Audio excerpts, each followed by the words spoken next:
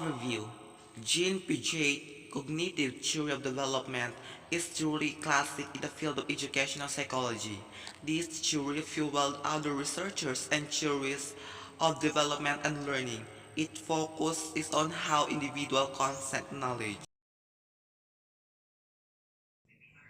The four key concepts of Jean Piaget cognitive development. The first is a schema. Schema. Piaget used the term schema to refer to the cognitive structures by which individuals intellectually adapt to and organize their environment. It is an individual way to understand or create meaning about a thing or experience. It is like the mind has a filing cabinet and each drawer has folders and contain file of things he has had an experience with. So that means a schema is the basic building blocks of intelligence behavioral. For example, children the way they process information is through what they see around them. He or she gathers around him and what he or she hears around him and that what we call schema.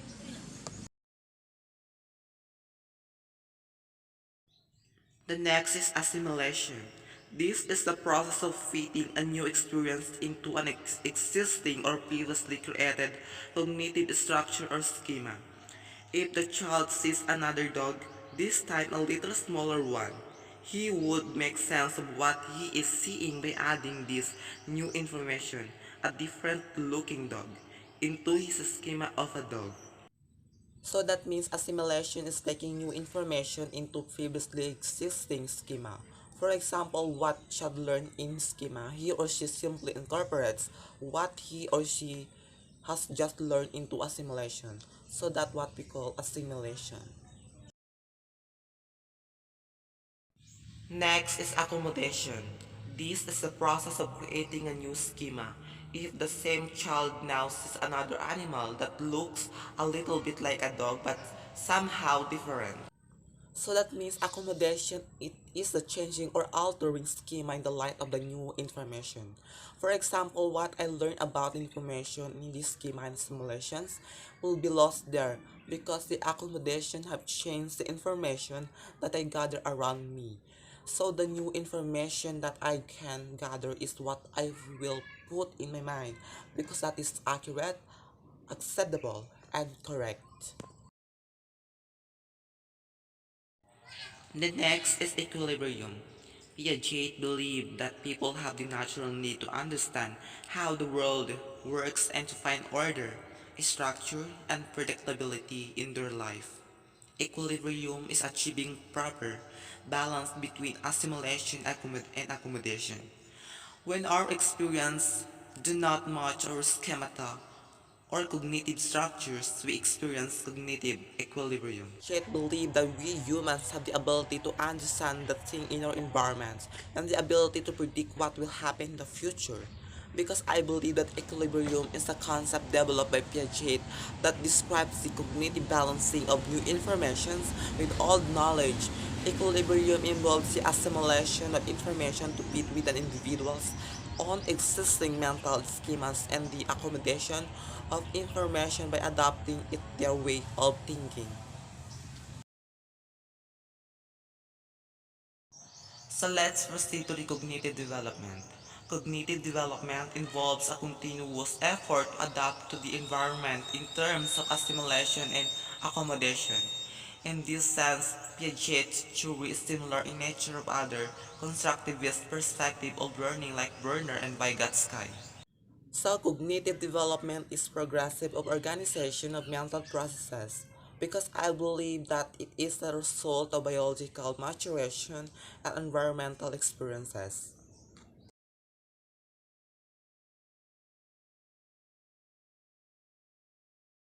So the first stage is sensory motor stage.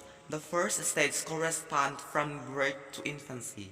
This is the stage when a child who is initially reflexive in grasping, sucking, and reaching becomes more organized in his movement and activity. The term sensory motor focuses on the permanence of the sense and muscle movement through which the infant comes to learn about himself and the world. In working with children in the sensory motor stage, teachers should aim to provide rich and stimulating environment with appropriate objects to play with. So the sensory motor stage is the first stage of your child's life. According to Jean Piaget theory of child development, it begins at birth and lasts through age 2. During this period, their little ones learn about the world by using their sense to interact with their surroundings. They touch things, lick them, bang them together, with joy we might add, and put them into their mouths. They also begin to develop fine motor skills. Learning at this stage in life happens through experiences, a wonderful and fun thing to watch. So the next stage is stage 2, pre-operational stage. The pre-operational stage covers from about 2 to 7 years old, roughly corresponding to the preschool years. Intelligence at this stage is intuitive in nature. At this stage, the child can now make mental representation and is able to pretend. The child is now ever closer to the use of symbols. This stage is highlighted by the following. So the pre-operational stage is the second stage in Piaget theory of cognitive development. This stage begins around age 2 and lasts until approximately age 7. During this period, children are thinking at a symbolic level, but are not yet using cognitive operations. The child's thinking during this stage is pre-before operations. This means the child cannot use logic or transform, combine, or separate ideas. The child's development consists of building experiences about the world through adaptation and working towards the concrete stage when it can use logical thoughts. During the end of this stage, children can mentally represent events and object the semiotic function and engage in symbolic play. This stage is highlighted by the following: symbolic function, egocentrism, centration, irreversibility, transductive reasoning. First is a symbolic function. This is the ability to represent objects and events. A symbol is a thing that represents something else. So the symbolic function in Piagetian theory, the cognitive ability to mentally represent objects that are not in sight. For example, a child playing with a toy can mentally picture and experience the toy even after it has been taken away and he or she can no longer see it.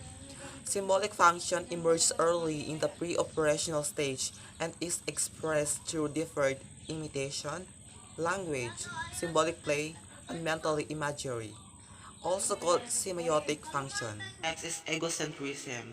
This is the tendency of the child to only see his point of view and to assume that everyone also has his same point of view. So that means egocentrism occurs when a child is unable to distinguish between their own perspective and that of another person. Children tend to stick to their own viewpoint rather than consider the view of others. Indeed, they are not even aware that such a concept as different viewpoints exist. So the next is centration. This refers to the tendency of the child to only focus on one aspect of a thing or event and exclude other aspects. Centration is the tendency to focus on only one aspect of a situation at one time. When a child can focus on more than one aspect of a situation at the same time, they have the ability to decenter. During this stage, children have difficulties thinking about more than one aspect of any situation at the same time, and they have trouble decentering in social situations just as they do in non-social contexts. The next is irreversibility. Pre-operational children still have the inability to reverse their thinking. They can understand that 2 plus 3 is 5, but cannot understand that 5 minus 3 is 2. Animism. This is the tendency of children to attribute human-like traits or characteristics to inanimate objects. So that means irreversibility is a characteristic of a child who has a sense without a purpose. It means that they can understand something, but they can understand it in reverse. Like doing something that they don't have, the harm it brings to them. So that's what we call irreversibility. So the next is transductive reasoning. This refers to the pre-operational child's type of reasoning that is neither inductive or deductive. Reasoning appears to be from particular to particular. If A cause B, then B cause A.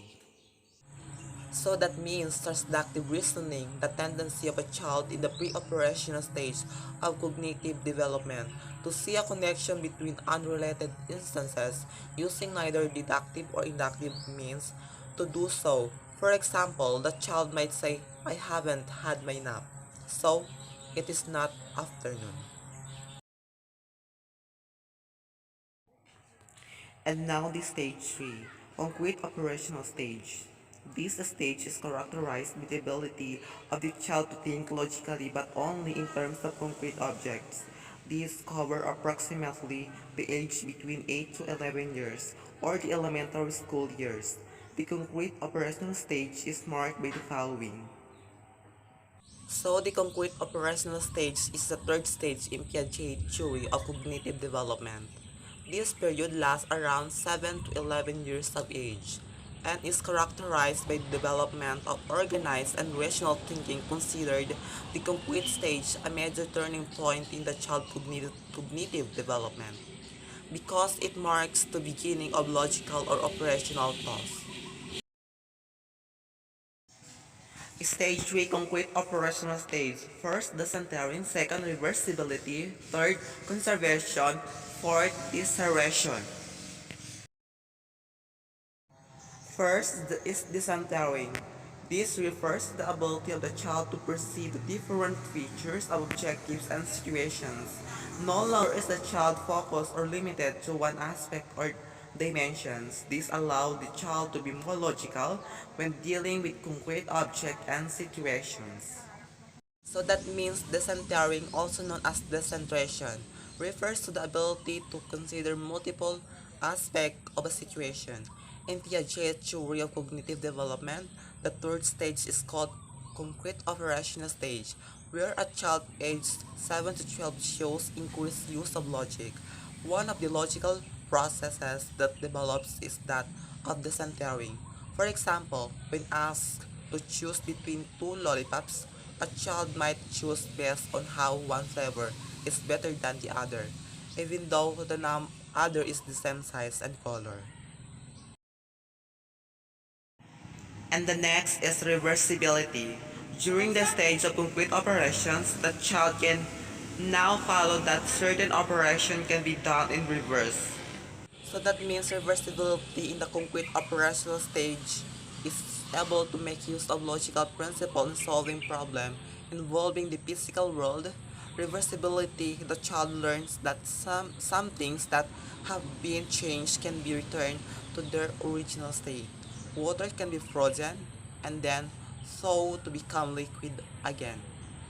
Next is conservations. This is the ability to know that certain properties of object, like number, mass, volume, or area, do not change even if there is a change in occurrence because of the development of the child's ability of disentering also reversibility. The concrete operational child can now just write it at the same as when the water was in the shorter but wider glass. So that means conservation is the understanding that something stays the same in quantity even though its appearance changes. This can apply to aspects such as volume, number, area, and etc. To be more technical, conservation is the ability to understand that redistributing materials does not affect its mass, number, volume, or length. And the last is serration. This refers to the ability to order or arrange things in a series based on the dimension such as weight, volume, or size. Serialization in Piaget theory of cognitive development. The third stage is called the complete operational stage. During this stage, which occurs from age 7 to 12, the child shows increased use of logic or reasoning.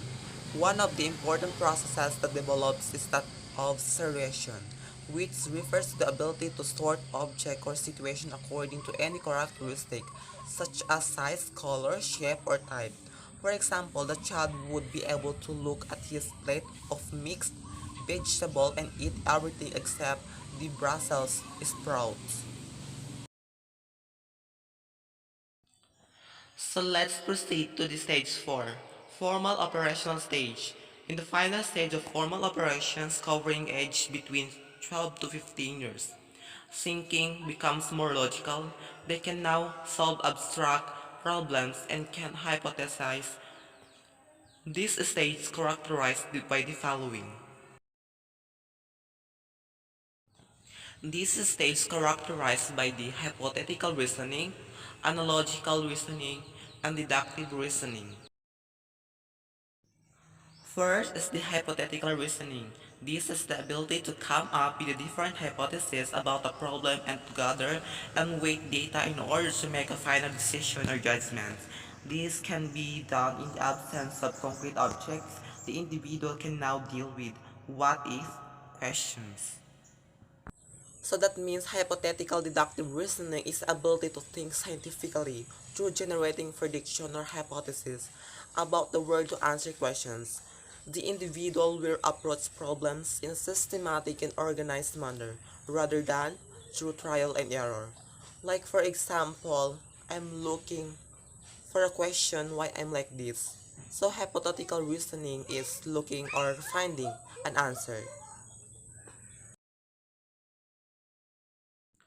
And next, the analogical reasoning. This is the ability to perceive the relationship in one instance and then use that relationship to narrow down possible answer in other similar situation or problem.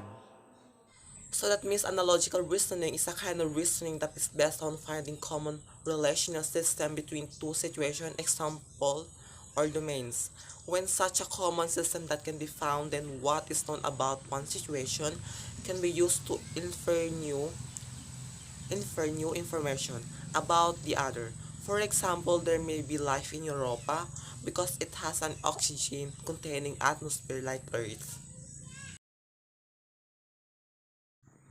And the last is deductive reasoning. This is the ability to think logically by applying a general rule to a particular instance or situation. Piaget believed that deductive reasoning becomes necessary during the formal operational stage.